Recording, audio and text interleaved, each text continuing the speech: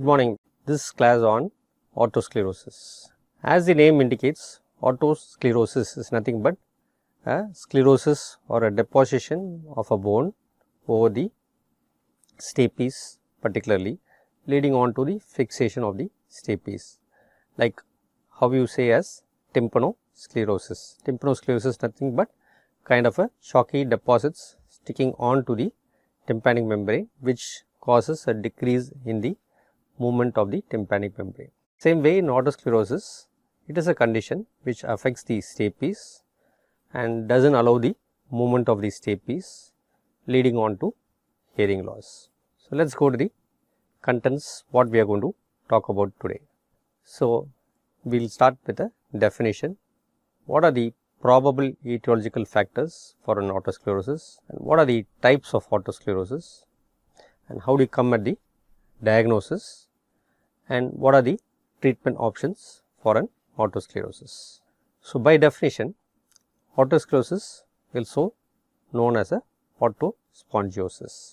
It is nothing but a primary disease of the bony labyrinth, where one or more focus of irregularly laid spongy bone is replaced by a part of the endochondral layer of the bony otic capsule. So, the otosclerotic focus basically involves the stapes region, as I said, leads on to the fixation of the stapes and does not allow the stapes to move, leading on to a type of deafness which is probably conductive deafness. So, here you can see the stapes, where you can see kind of a bone remodeling which has happened and makes the footplate of the stapes gets fixed and does not allow the stapes to move. So, the sound transmission is not getting conducted further on. So, what are the probable sites of involvement and distribution of lesions? The most commonest site of involvement is your fistula antifenestrum.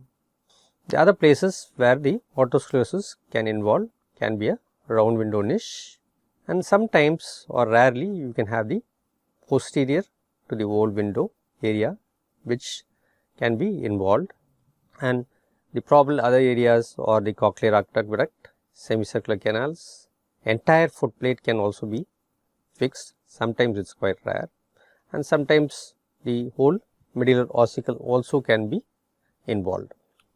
So, these are the probable etiological factors which are related to otosclerosis. It can be a viral infection, and sometimes you blame it on autoimmune disease, and as it involves young people, maybe an hormonal factors can be involved in the etiological factors for an otosclerosis. So, why you say is a viral infection? Because of a persistent viral infection of the otic capsule, the initial active and lytic phase of bone resorption happens, where the proliferation of the blood vessels on osteoclasts and mononuclear cells which form, followed by a formation of a new bone formation. Immunohistochemical evidence of measles virus proteins and antigenicity of the active otosclerotic involvement in the footplate happens. They say anti-measles virus IgM serial level plus conductive loss could be a specificity of 90% and a high sensitivity of 96%.